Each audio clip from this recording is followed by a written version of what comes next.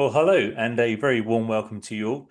Thanks so much for joining us. My name is Mark Morley, and I'm the Head of Education and Training for the Good Governance Academy. It's my pleasure to be hosting this webinar today on ISO 37004.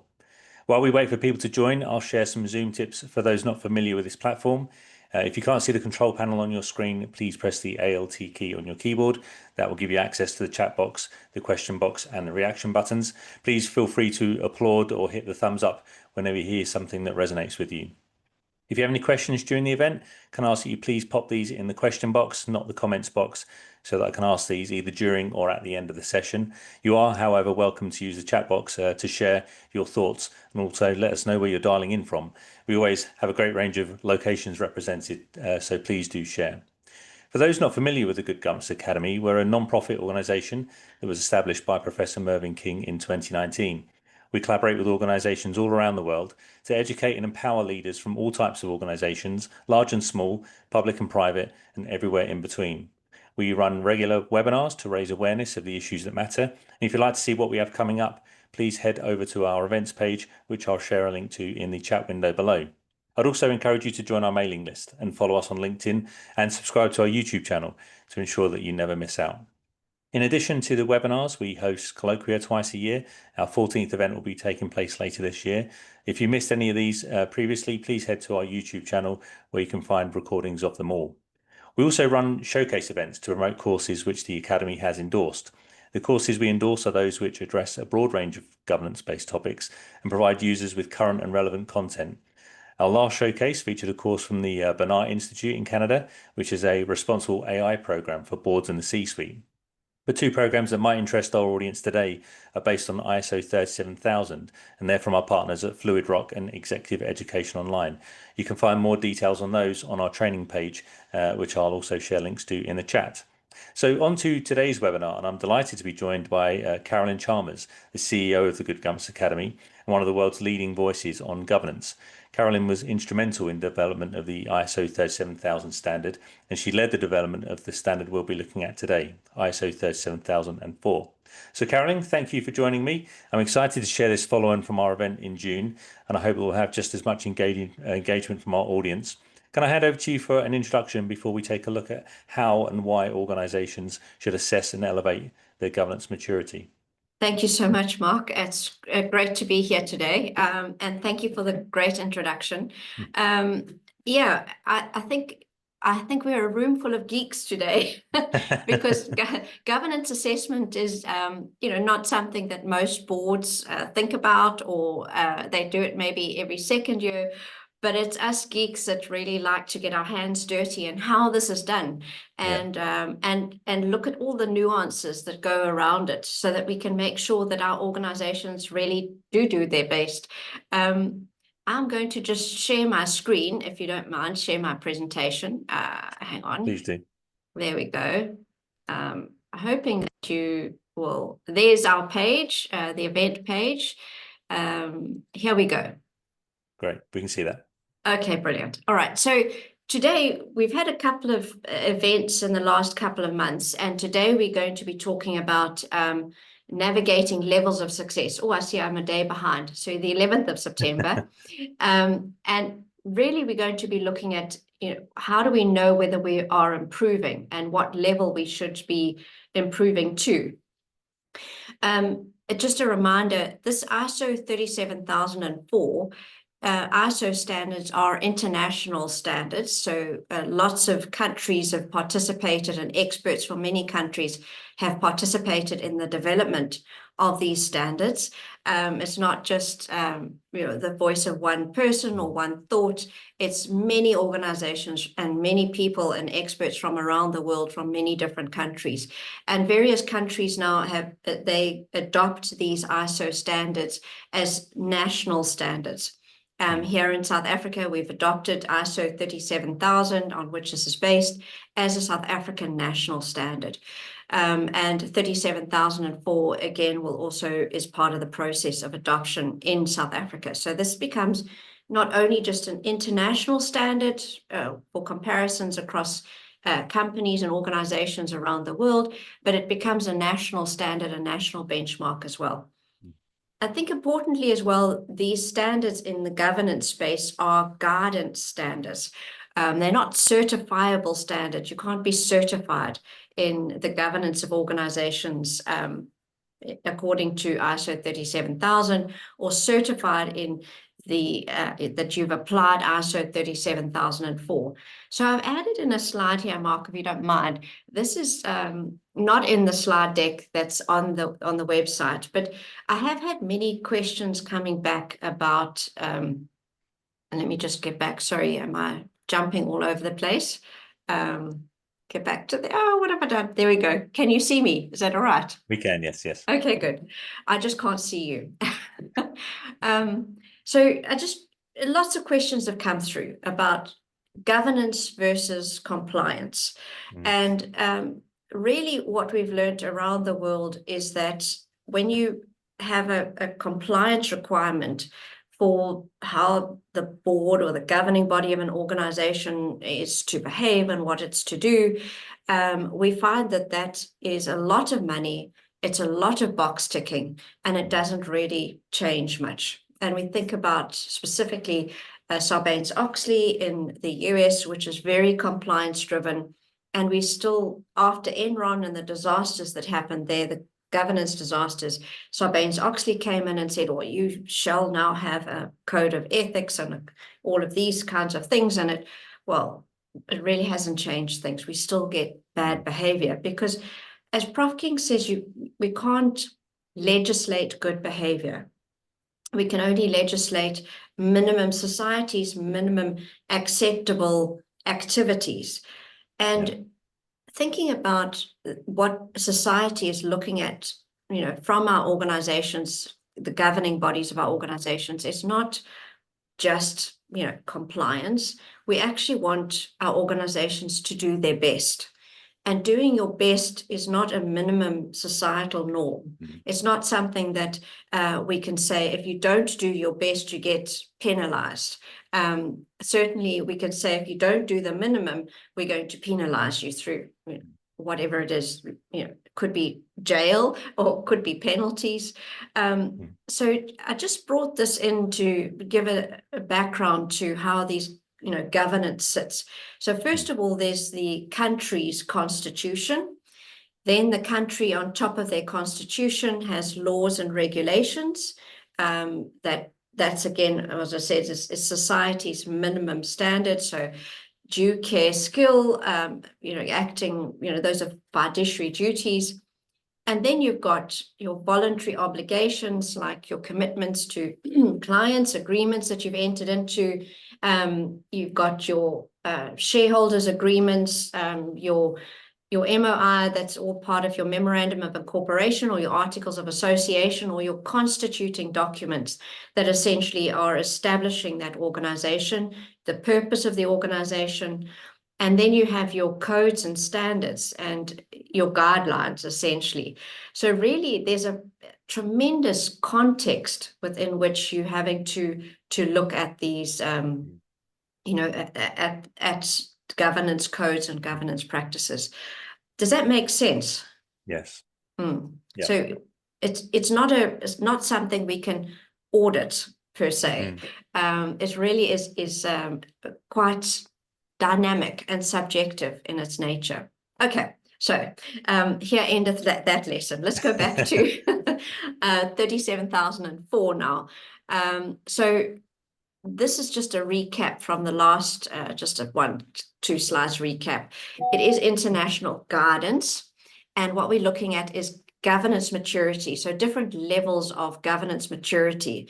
And it provides us with a model to evaluate, compare, and improve governance maturity. So yes, ISO 37000 gives us some what we're trying to achieve when it comes to the governance of organizations, what our outcomes are, what the organization can benefit from. So looking at effective performance. Obviously, when an organization is well governed appropriately, the organization itself can see effective performance. You can look at an organization it's behaving ethically, it's using its resources responsibly, it's resource stewardship. All of those are indicators, are outcomes from a well-governed organization. Mm. Now, how do we achieve those outcomes? 37,000, the ISO standard for the governance of organizations, its guidance standard, gives us a set of 11 governance principles. And I'm not going to go into those principles now, but all principle-based guidance or codes or reports on the governance of an organization really lives in this space that says, what does doing your best look like, as opposed to the minimum? Regulations, laws really say these are the minimum that you require. Yeah. Now, some stock exchanges, for example, those kinds of institutions that are trying to bring behavior into more regulated space, talk about, compliance with a code or report, or even a guidance standard. So compliance with ISO 37,000, as a regulator would say, I want you to comply with 37,000. Now, as it's a guidance standard and it's principled based, there is no shall do this, but the principles themselves speak about you should be doing this. So essentially what the regulator is saying is that you should be doing that as a shall. But just that principle, not the key aspects of practice, because every organization is different. Different resources, different people, different culture, different sizes and types and industries and regulations and all sorts of things. So how you apply those principles has to be different. And it's up to the governing body to decide how they're going to apply those principles. So in ISO 37,000, we have 11 principles, and they talk about having a purpose of the established purpose of the organization with a commensurate value statement, having value generation objectives, having a strategy, that the governing body should oversee the organization and, provide transparency, and through disclosure, demonstrate accountability. And those, if a regulator was to take a guidance standard like ISO 37,000 or South Africa's King reports, for example, those then would then be you shall have a purpose established for your organization. You shall have values statement that aligns with make sure that you achieve the purpose within those values.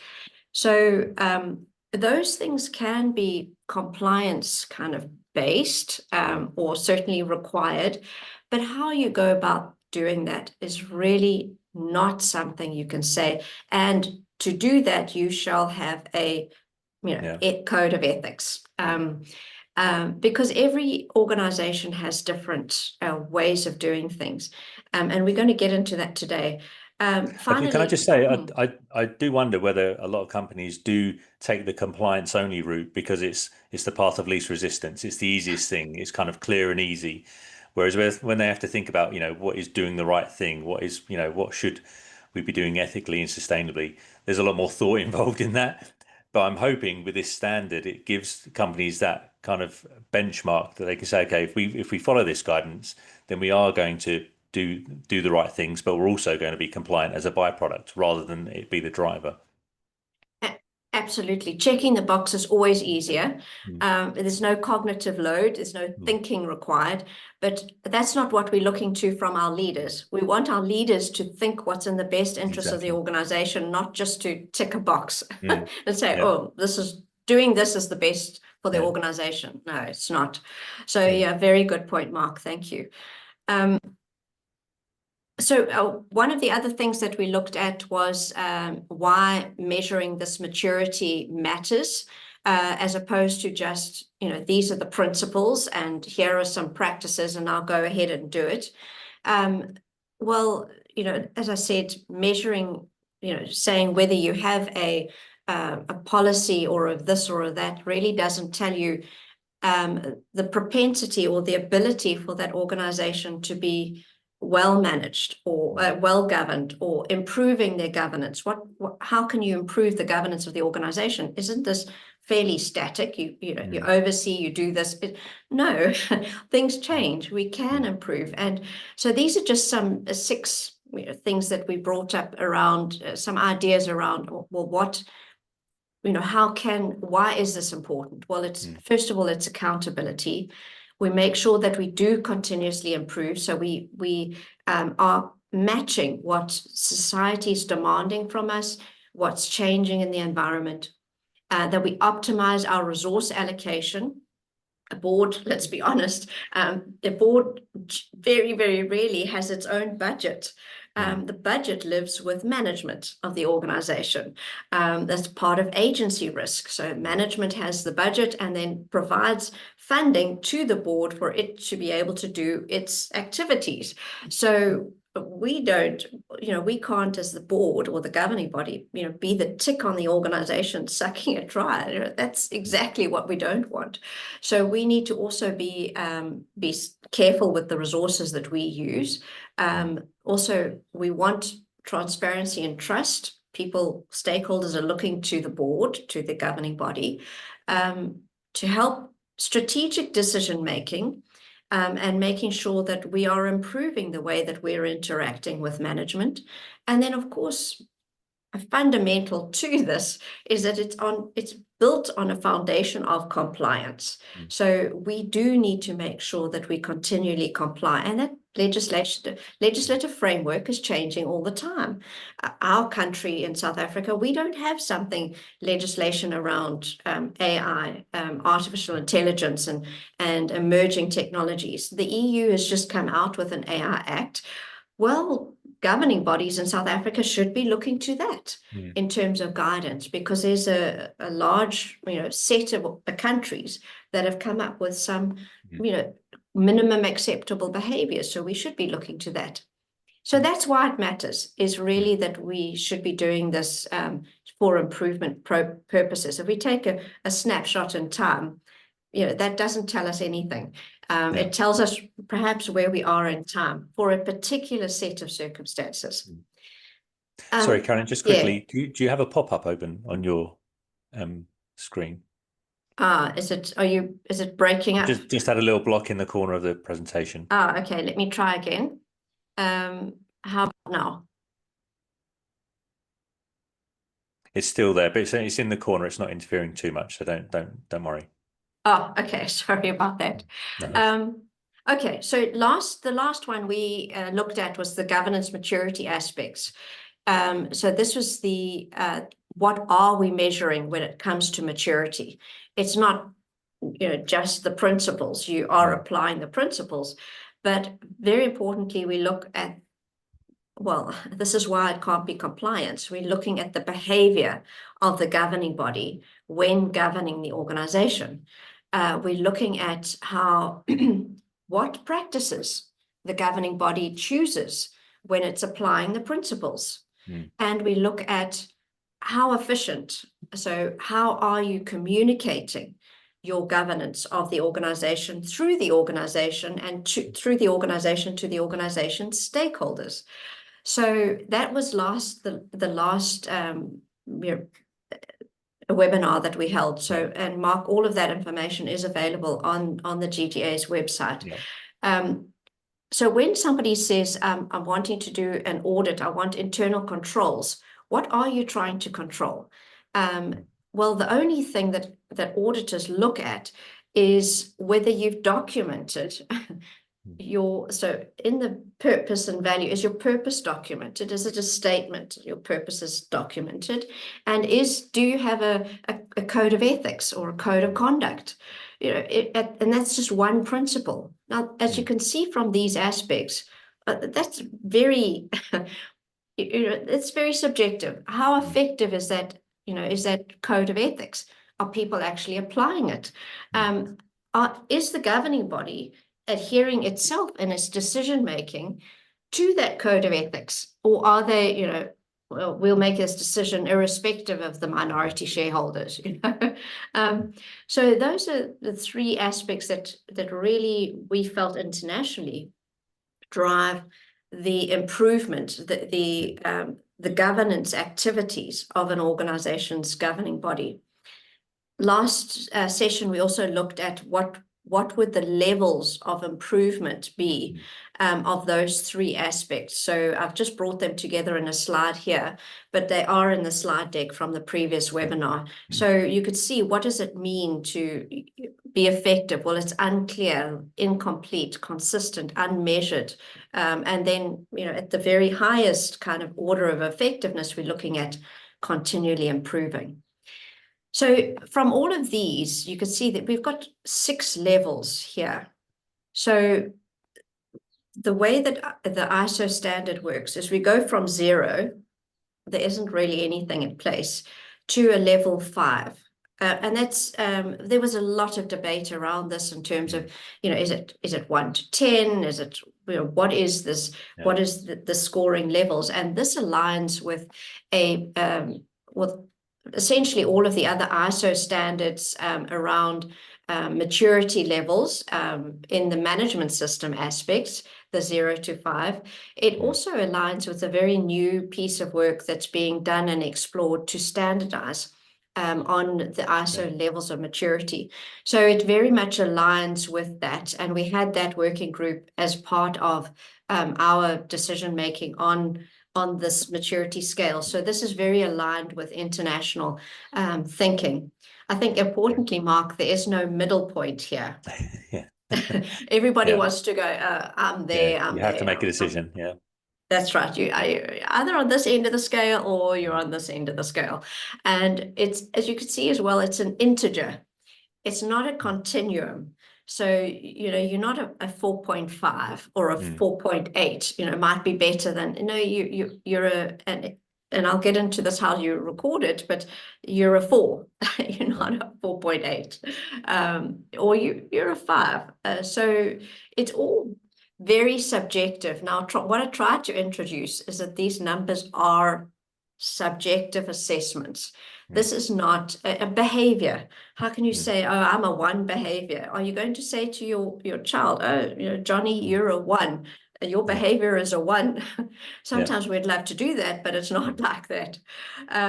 So I'm just going to unpack the scale. And now this is when we get into the geeky stuff. So there's quite a lot of information overload. Thanks for the laugh. It's nice to get some reaction. I'm not just laughing to myself now.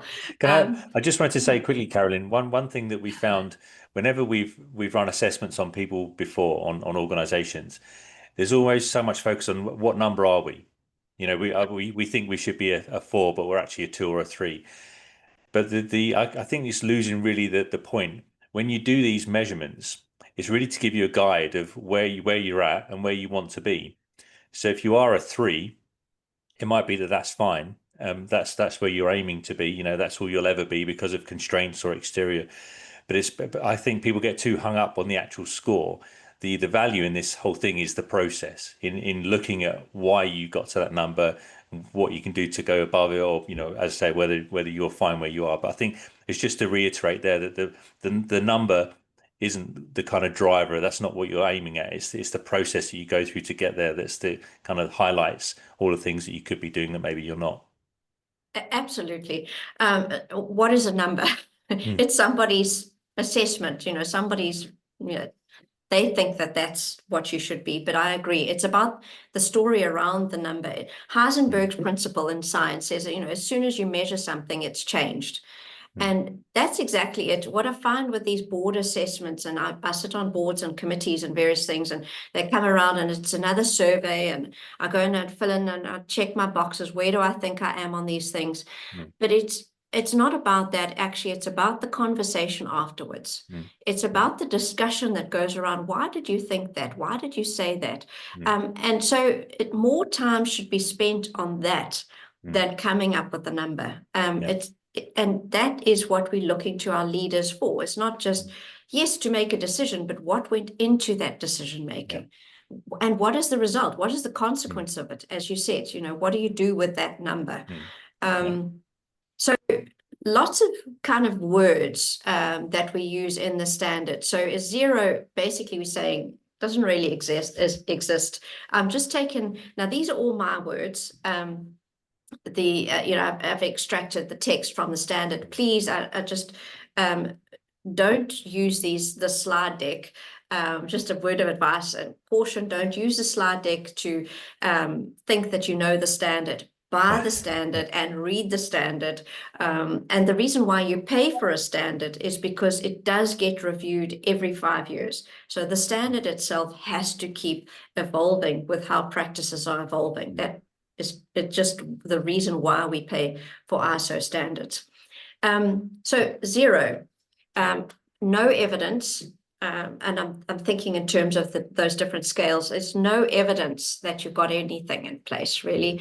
There's no commitment to having anything in place, and there's no application of principles because you're not committed to the principles anyway.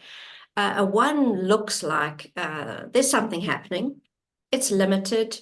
There's maybe well, certainly you've got your constituting documentation. That's a requirement, compliance requirement, but maybe you have a strategy penned out. You've got, but there's minimum commitment to any kind of, maybe active governing of the organization. And there is an intent to think about board work and board meetings and decision making at that level, but it's very limited. It kind of looks like that. What does a 2 look like? A 2 looks like, well, it's emerging. It's kind of happening. We're thinking about the governance of an organization. There are some documents available. Maybe there's some in draft or they're not formally adopted, but it is there. There is commitment. There's complete commitment. Yes, we are going to do this governance thing. We should do this governance thing. But when it comes to the applying of the principles, I am applying the principles and I am managing as an organization. We are managing the application of principles, but it's just a step beyond an intention. It's not actively managed in terms of its cohesiveness and comprehensive approach. And that's really where we look at 3. Now we have got governance in place. We can say, yes, we are governing. It's organized. We are talking about it. We are doing things around it. We are assessing ourselves. We're actioning it. It is a cohesive set of policy documents now in the organization. And we do that once every 2nd year, or when we think about it, and it's always a grudge, but it's there and it's happening. 4 says this is a bit more than a grudge now. Now we're using it as a strategic advantage. Our evidence is aggregated. Our policies talk to each other. I mean, how many policies, I just think in the IT space where I'm involved, we have a policy on data and data privacy, but then we have another policy on how data is going to be structured or confidentiality of data or records management, and they don't talk to each other. Whereas 4 says we checking that these things talk to each other. They really provided an aggregated whole that guides an organization. The board is active in its governance of the organization. They're not just pitching up for meetings. They're not just reading their packs. They are actively engaged with understanding, hey, something's happened in the market. What are we doing about it? Where are we going? Should we call a meeting to discuss this? And let's just get on the call with the chair of the audit committee. This new standard has come through. What are we going to do about it? That's active. It's not just waiting for the next meeting. And then when it comes to our policies, so we're actually assessing that the organization really is, being governed according to the parameters that we've set. And people in the organization know that we've even set these policies. So it really is measured. But 5 is now, we're really being creative in this process. It's optimized. We're proactively governing. We're improving our governance. We're committed to actually governance is a strategic advantage for this organization. So that's generally, if I can explain the measurement scale. Are there any questions around the measurement scale that perhaps have popped into the chat? We don't have any questions or anything in the chat at the moment. Hmm. But is it possible that in different parts of the organization, I mean, governance obviously is for the whole organization, but would you expect to see different levels in different parts of the organization? Very good question.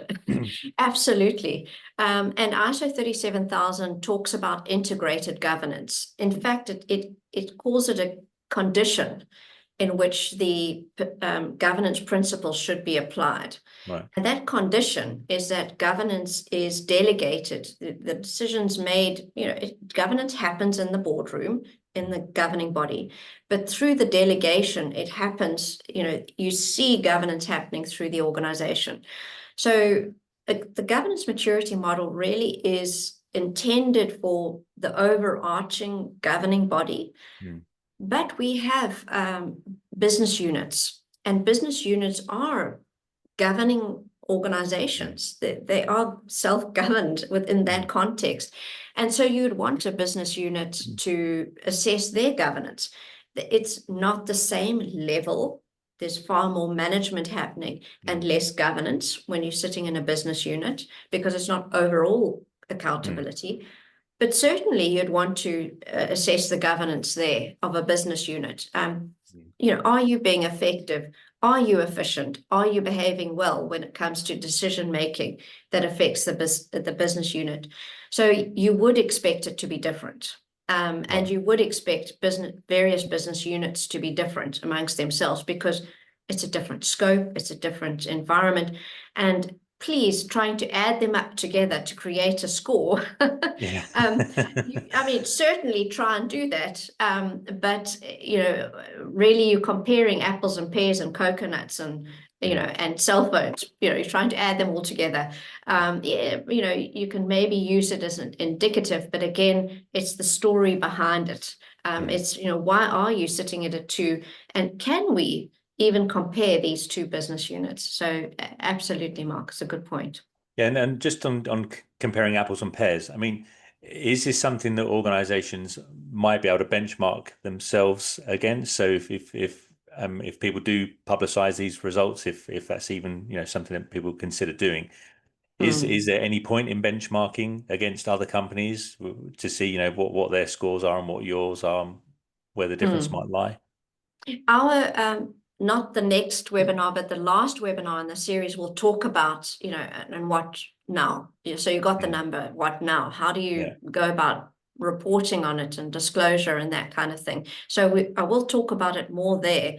But this is, again, I mean, you can have the number, but I wouldn't put a number in the report. I wouldn't say we're a 3. I would rather say why we think that we're a certain level. What is the story that goes about where we are? And really it's where we are and where we're trying to go to. Or where we've been and where we're trying to go to, because that's what your stakeholders want to see. Is not, we're 3. Okay, well, great. So what does that mean for me? I'm a reader of the report. Okay, so I'm a 3, and Joe Bloggs assessed you subjectively as a 3, and Anne Backer over there assessed company B as a 5. Does that make a difference? It's the 3 or a 5. So there's a whole story. Sorry, I see we've just had a comment from Patrice saying that good governance is not a competition. One must be at the level that's most suitable to the organization at a given point in time. And what's important is how one progresses. And I think that's, it makes perfect sense. And it goes back to this compliance thing versus just doing the right thing. These guidance is out there just to make sure your organization is doing the right thing. So if you get into comparing scores, that might lead you back down that path of just, doing what's needed to do to raise your score rather than doing what's needed to do to improve your organization. That's it. I was fortunate to peer review an IFC, International Finance Corporation, guidebook on governance for SMEs. And that was used as input into the standard. So that's also a good source of information. But you have a good point, because I'm going to go on to the next level now, the next, trying to expand this out. Do you still have that block? Down the bottom right, yeah. Yeah. Is it big? It's covering the last two words of number five. Ah, okay. I But will um, talk to but, them. but we're sharing the slides with everyone, and so don't worry too much if you can't see Yeah. everything on the slide that is shared. Great. Thanks, Mark. All right. So taking this measurement scale and applying it now to those three governance aspects that we Mm, spoke about, I just aligned it with this and I said, well, look over, the evidence is really about efficiency of communication. This is just, again, my theory, yeah. efficiency of communication. The commitment is about your behavior, and the application is about effectiveness. Efficiency is about efficiency of communicating so that you do get that integrated governance. Mm, Behavior is the attitude of the governing body towards governance, and effectiveness is then your communication. Effectiveness is applying the principles in practice. How mm, are you applying the principles? So if we just have a look at efficiency, so this is the communication. Now we think about efficiency as documentation. What would limited look like? Well, you've got an incomplete set of documentation, if anything. mm, Um, you've got your documentation, but it's not communicated. It's misunderstood, or people don't even have it mm, in their hands. So people in the organization don't even know that you've got, the board has given you parameters within which you can do your job, mm, which are, that's the board level. These are the principles that you should be applying. mm, Information should be secured. Do your staff members know that information should be secured, and do they understand that that's a board parameter? So mm, it's misunderstood. What about formalized? Well, yes, it does exist. It is communicated, but we don't review it. It kind of sits there and it's becoming a bit dusty. And every now and again, we shake it off and remind yeah. everybody. Actually, it's measured. So this means it's there, it exists, and we get feedback from our stakeholders. It gets corrected. It gets, we actually measure how people are using this, and we really are staying within those parameters. And optimizing means that we actually use that on the basis of how can we better innovate.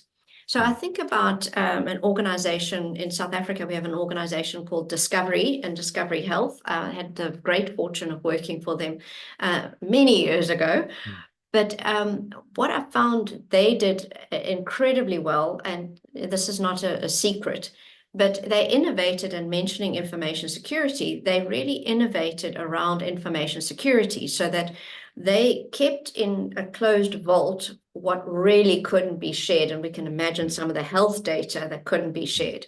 But they really did use some of the information that could be used for innovation purposes. Now, that was not something that some data manager, the chief data mm, officer decided to do.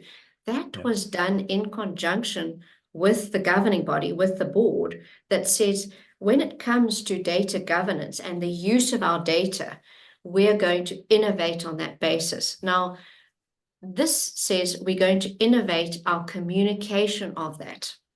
So we're not only innovating our application of the principle that says data should be secured, but we're also innovating how we're communicating that to people. So because people need to know at a point in time when I'm using this piece of data, what are the parameters, what is the compliance requirements, but it has been effectively communicated to me through it's in my DNA. Uh, Right. Mm, click policies, video clips. I know what I'm doing as an mm, employee when it comes to using that information. So mm. actually, the organization has innovated in its governance parameters around that subject area. Does that make sense? Yes, yeah, absolutely. Yeah, and I Um, think this is, sorry, just to mm, interrupt again, but I think this is why governance has such a huge impact on culture, company culture, because when mm, you find you have toxic cultures, it boils down, I think, mostly to a lack of governance and people not driving the right behaviors, not communicating the right behaviors and the right um, practices from the top. So I think they're kind of very closely linked. mm. Getting into behavior, exactly what you're saying is that it is that culture from the top. So Behavior where it's okay, obviously they don't believe in it at all, or it's not appropriate, sits at 0, but at 1, they're actually starting to adopt things. It's not just resolutions on decisions made, which is a compliance requirement and minutes, but they're starting to adopt practices. They understand what the governance requirements are. In fact, at this point, they can actually recall what the 11 governance principles are. So we need to ask ourselves, if we think we're behaving well as a board, and we put ourselves as a 5, just ask the board members whether they can remember the principles of the code that they're supposed to be applying, let alone the policies that they've told their organization they need to apply. So, can I remember the 11 principles of the ISO 37000? Because that means I understand what it is that I'm doing. I can recall it. The next level is I'm actually applying it. I'm using it. Risk governance, I know that that's a principle, and this is how I'm governing risk in the organization. I'm applying that. I'm actually doing this. Not only am I applying this, I'm analyzing how what are the results of my governing of risk in the organization, and then how can I do better? How can I create? Are we actually thinking as a governing body, as a board, in our behavior? How can we create and innovate and move forward in our governance of risk? So it's a behavior.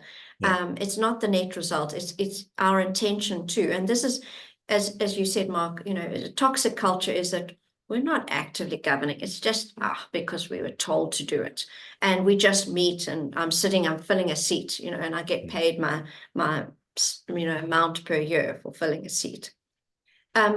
Effectiveness is about now taking that principle and applying it, like information should be secured.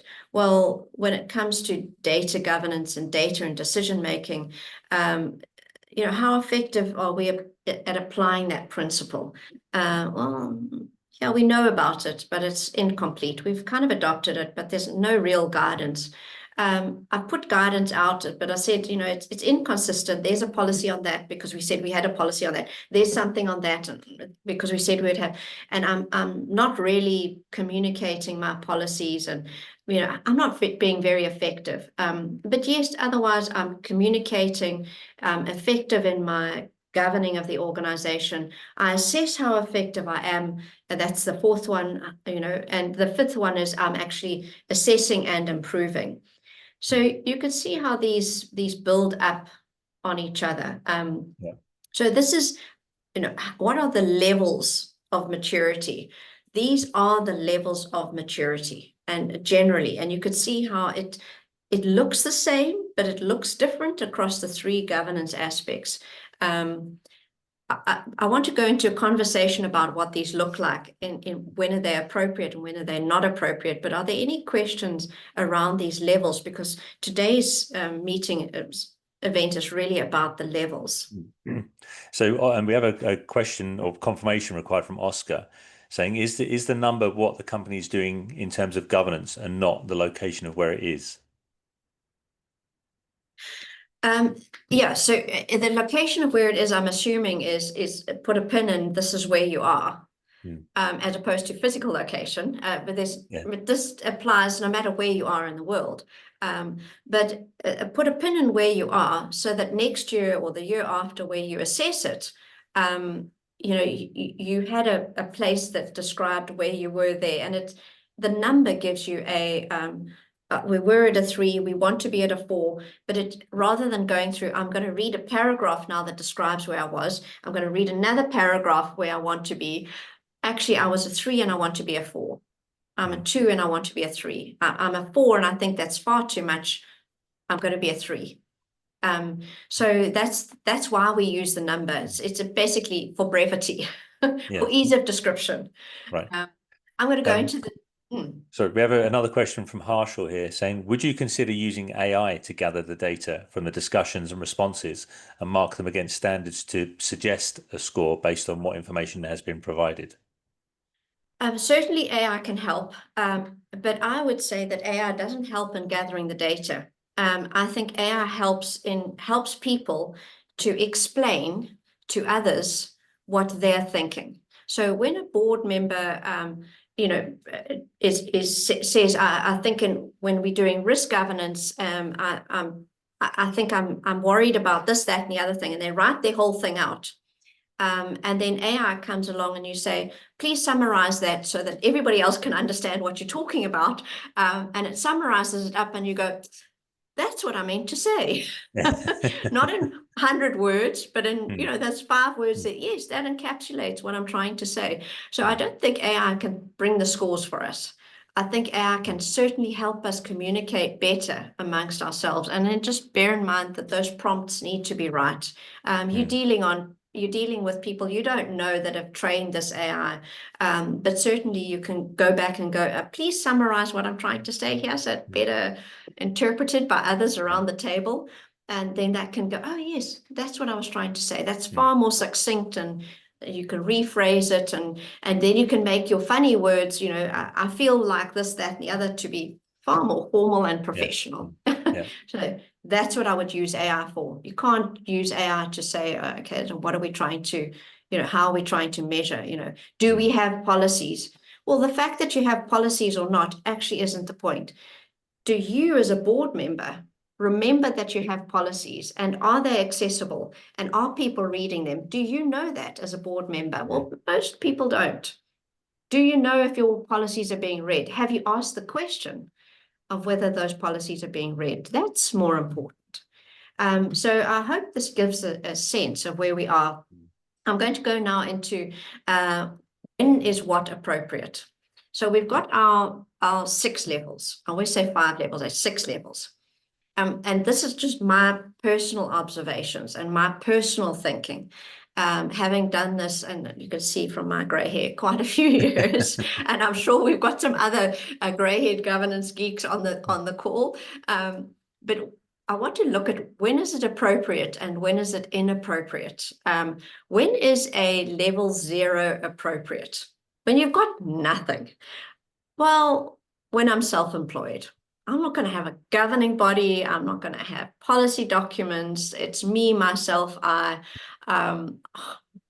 Maybe a bank wants to do, I'm asking for a loan to start, and that's a move into a startup. I'm wanting to employ an executive assistant to help me. And to do that, I need an office and premises, and I've got a business plan. And now the bank wants to know, okay, well, what have you got in place? Well, I don't have anything in place, but that's the honest truth. This is where I am. So actually, that's appropriate for a self-employed. But when you start becoming a micro and growing, you do need to have some, a funder and investor in your business, including banks and things like that. They do want to know that you are effectively making your decisions. You're not just, I need to buy this and this and this and this, and I pay rent and I enter into these. Actually, there's been some thought process that's gone through it. Overarching, not just about a specific point, but what does that mean for the long term, in the long-term best interest of this organization I'm trying to create now. I enter into a 20-year rental agreement. That is a long-term strategic decision. That now starts knocking on governance, whether I can sign it or not. Oh, of course, I'm the owner managed, I can sign it. But is it in the long-term best interest of what I'm trying to build here? So level 1 then becomes your micro enterprises, and also your highly unregulated kind of environment. Your moms and pops corner store. If you're not a branded, just trying to make a living on you generally fairly unregulated. You're just creating your business. So I wouldn't go and put huge amounts of governance on top of it, board meetings and things. But when you are small and you're starting to grow and you've really got something here and it's starting to work and you're starting to bring others in with you, really level 2 is kind of appropriate. You need to start seeing emerging practices. Whereas at level 3, now you are a medium organization. You've got people on board.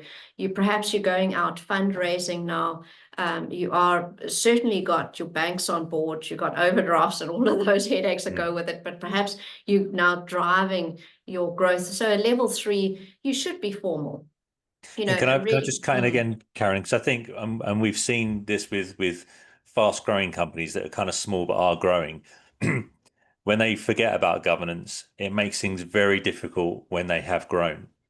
So they really need to give it thought. So even though you might not need everything in place that you would if you're at level 5 or a huge company, level 2 and 3 is really when you need to be giving this some proper thought about where you're trying to go to and what you might need in place. Because once you've grown, trying to backtrack and then start implementing the things that are, will support you. And again, governance is about it's a strategic enabler. And if you do forget about it, then trying to think about it at the last minute is going to be very difficult. So I'll definitely encourage companies at this stage to start giving it some serious thought. Absolutely, absolutely. Just quickly going to go through the other two because I see we are running out of time. Sorry, Sorry. because this is no. This is a discussion. A measurement is a discussion. It's not a number. When you actually go back and measure the governance of the organization, it's appropriate for a highly regulated environment. So you're in financial services, you're in pharmaceuticals. This is highly regulated, and you're a large organization now. You're not only got your policies and you're applying your principles, and you're actually measuring how effective those are. And then at an optimizing level, there are very few organizations that need to sit at this level. It's very large groups in very innovating environments, fast moving. I would say it doesn't have to be highly regulated, but really the leadership from the board and growing. And so I think about, there's a great group in South Africa, Bidvest. It doesn't comply with things like, your chairman shouldn't be your CEO, but they are fast moving. And certainly they go back and the board is very on board and very hands on, not in managing, but in governing. Your asset managers and your investment houses, if they are buying and selling companies at a fast pace, if that is their core business, you would want to make sure that the governing bodies of those organizations can move at that pace as well.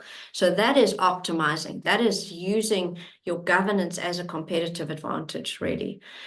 So when is it not appropriate to be at a level 5? Well, when your organization has got some subsidiaries that are battling, and you've got, as I mentioned, this one organization, the board, it's a low margin business, and the board was supposed to meet 6 times a year, and in 1 year met 82 times.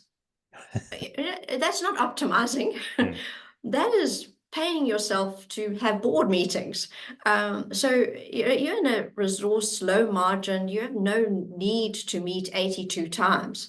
It's completely inappropriate to be optimizing as you're sitting at a level 5. It takes a lot of time and money and effort from the people around in the governing body to be at an optimizing board level. It has to be appropriate.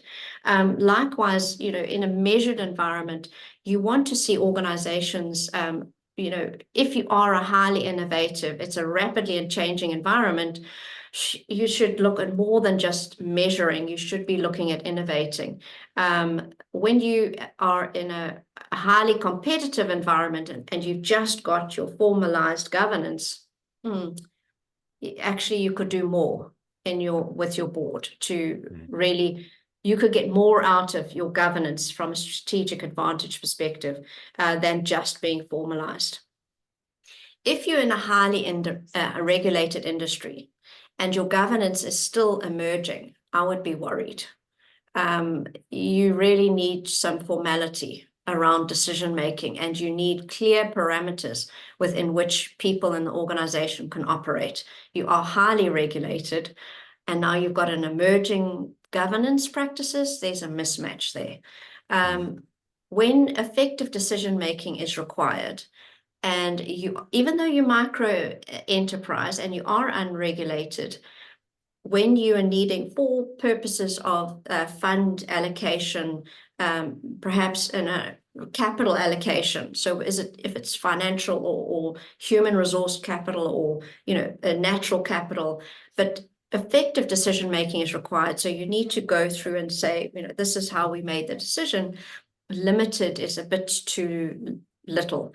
And then finally, if you're self-employed, but you've got significant stakeholder dependencies, so you've got people depending on you, be it the bank, be it, you know, other people depending on that you've done a piece of work, I would say that not thinking about governance is actually, it's D2. If you've got huge dependencies, and these are just my thoughts, these are things that I've found, that's why there's no ISO brand on this. These are things where I've come across some thoughts around application. I just want to go to your last question about, does one number say it all? Is there one ring to rule them all? And no. We need to understand the purpose of your assessment. Is this, and this goes to your question about, you know, do we report and disclose on it? Is this a self-evaluation? Is this for disclosure? Are you trying to use it for comparison over time? That is going to impact, you know, what you're saying and what you're actually focusing on. Again, the Heisenberg principle. As soon as you look at it, you're going to change it. Yeah. What are you trying to measure? Is it how well the board is behaving? Is it how efficiently you're communicating? Because you can take all the principles and look at all the principles and just look at behavior. You don't need to look at the whole set. Why are you, again, mindful and purposeful? Why are you doing this? Then single digit comparisons. Yes, you can use that single number as an indicator to give a sense of what is the dominant perspective here. You know, and you've got a description for what a level 3 is, the limited, or level 2, and that is the dominant perspective. But what are the outliers? Because if you've got risk governance that's really being incredibly well done, and you've got data and decisions that's being really poorly done, let's have a discussion around those. Because that is really important information. And then when you're actually aggregating, as I said before, it is the integer, not the 4.5 or 4.2. That means nothing, because we're trying to look for that dominant perspective. And how do we create that integer? Well, if you're putting it in spreadsheets, and this is all the accountants in the room, we looked at, and we had we had all the mathematicians around the world, the experts coming in, and is it the median, or is it the mean, or is it we trying to do this, that, the other thing? At the end of the day, it's not about the number, as you said, Mark. It's about a dominant perspective. Where are we from a decision-making perspective? So we went with an arithmetic mean, the average, rounded down. So if you are 4.8, actually it means that you don't have everything that's, you know, indicative of a 5. And then what are you going to do with this? What are you using this in terms of application? Is it the maturity of your risk governance? Is it maturity of data and decision making?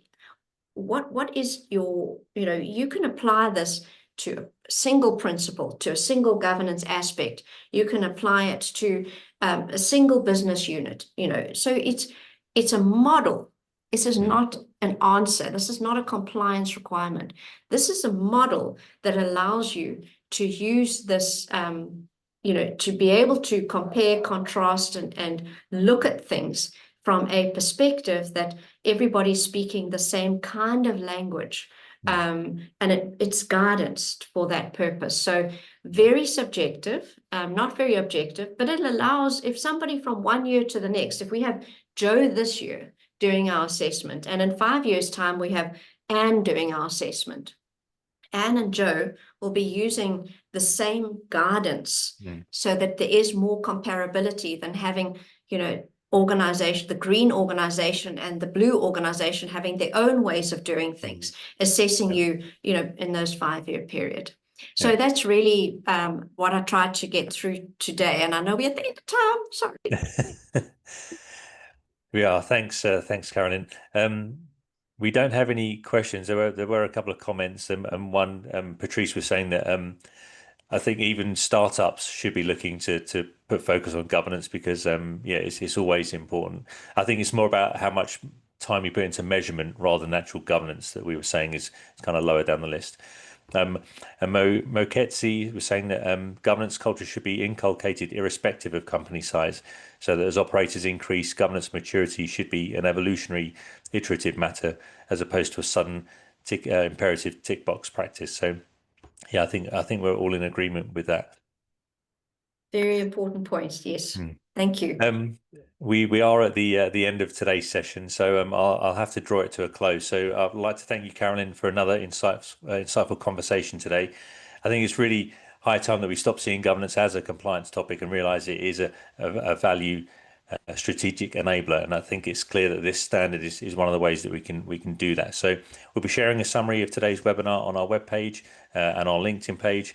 And we'll put the full recording on our YouTube channel. If you've got any comments that you didn't want to post today but feel that you might like to share, please put them on our LinkedIn page when we post these messages out, because it'd be great if we can continue the conversation after the webinar. My sincere thanks to all of you for joining us today. We look forward to seeing you next time. And as always, please do share your comments and feedback. Thank you so much, Carolyn. Mark. Thank you, everyone. Thank you. Thanks. Bye-bye.